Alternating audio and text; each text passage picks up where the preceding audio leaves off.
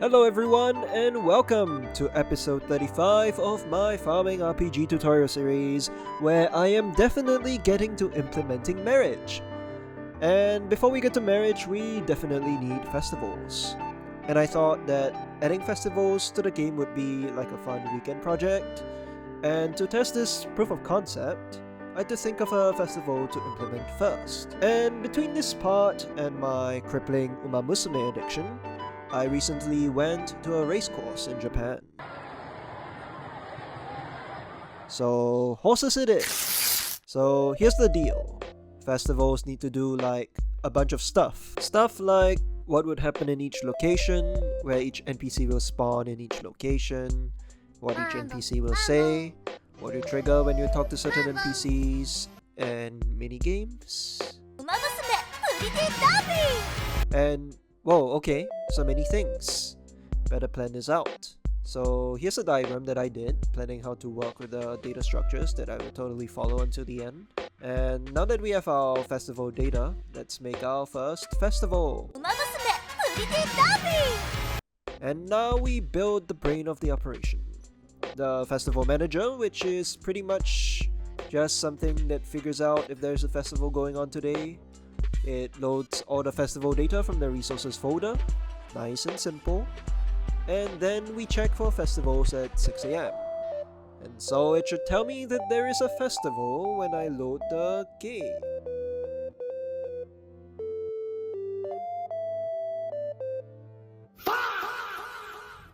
Fine, I have to load it a minute later then.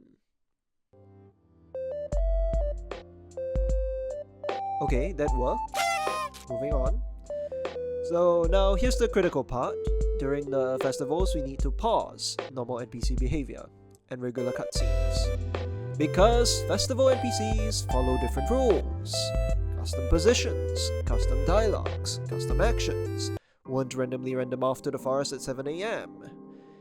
And yeah, I've been yapping long enough. Let's test the pause functionality. Nothing's happening. Perfect! The NPC schedules are overwritten. It's working. Wait, that's actually kinda sad though. Anyway, we don't want the player wandering into the town square when the villagers are busy setting things up. So we gotta lock him out. And we don't want the player sneaking around other people's houses while they're away either. So I added an option that locks all indoor locations except the player's house. So the logic is quite simple, so it unlocks everything first, checks if the festival is undergoing, locks indoor locations, loop through time-based locks, compare the timestamps converted to minutes, and lock if it's in range, It's fine, it works. Beautiful. And once the event starts, I should be able to enter. Nope. The door is still locked, even though we're past the start time. Oh. We only call set locks once at 6:01 AM. They get set at 6:01 and they stay that way for the entire day. We need to check every minute if locations should be locked or unlocked. And moment of truth. It works! It just took me 45 minutes to figure this out. Anyway, moving on. Here's where it gets complicated. How do we override the default NPC behavior? Now, originally, I planned for an interaction class to represent each action that the NPC would execute when the player talked to the NPC. Then I realized that we kinda already have a cutscene action system that kinda does what we need to do on that, so we can just expand it to execute certain actions for it. But the problem is, we can't just use our cutscene manager to start the action execution, because it clears the scene, and we don't want to happen during our festival. And there is a bigger headache. How do we control the NPC spawning logic? I thought about using the cutscene NPC spawning method, but that also makes things more complicated. So I settled with making a new class, Festival NPC Handler. It maintains a list of festival characters currently in the scene, and when the festival starts, it spawns them. When it ends, it cleans them up. And so now I just need to set up the NPC behaviors. Ben, Abby, Frank, Jeff, all of these characters need festival positions. And this is getting kinda messy.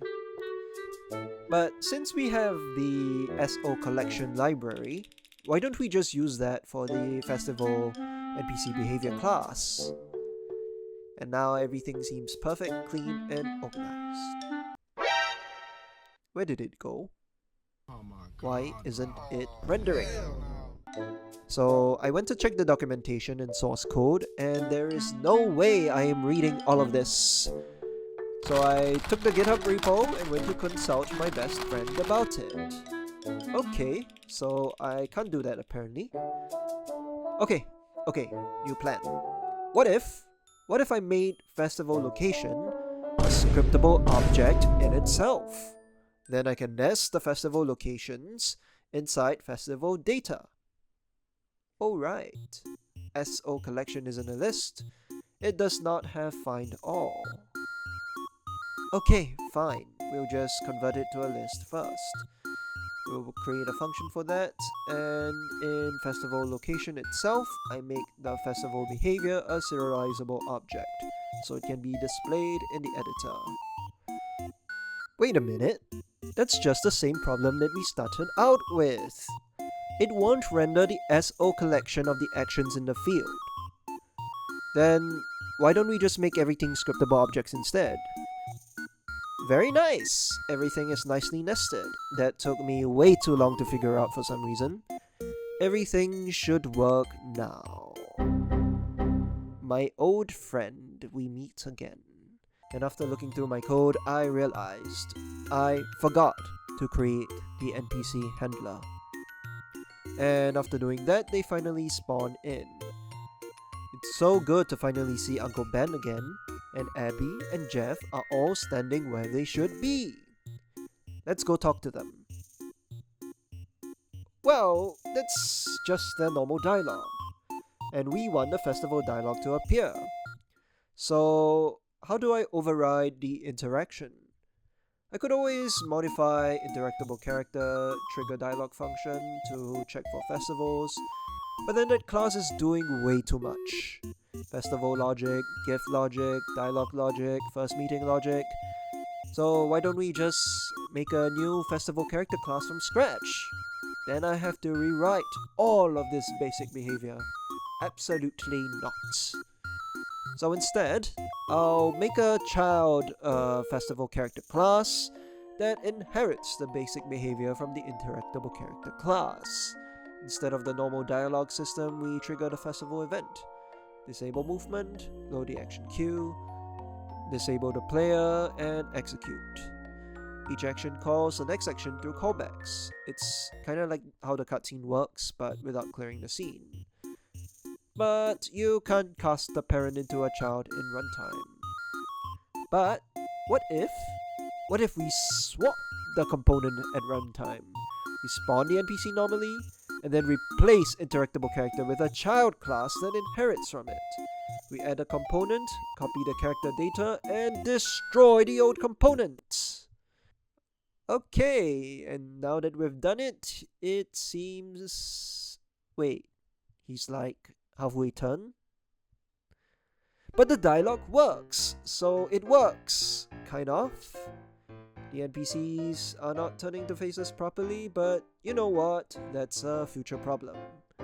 We'll worry about them next time, no worries. And we are so close. The NPCs spawn, they kind of work, locations lock, and now we just have to make it look like a festival. And good thing that I've already made festival decorations. Look at all these little stalls, the banners, and now I just need to make them appear only at festivals. So the logic is quite simple. If there's a festival today, check if that festival wants decorations. And if they want decorations, display them. Otherwise, hide them. And that was easy. But we still have to implement the minigames, but I think we are about time, so that's it for today's episode. If you run into any problems while following this tutorial, you can simply make a post your code on our forums like the others have. If you'd like to download the project files for this series, they are available for our silver tier patrons. Thank you as always for your support, and I'll see you next time.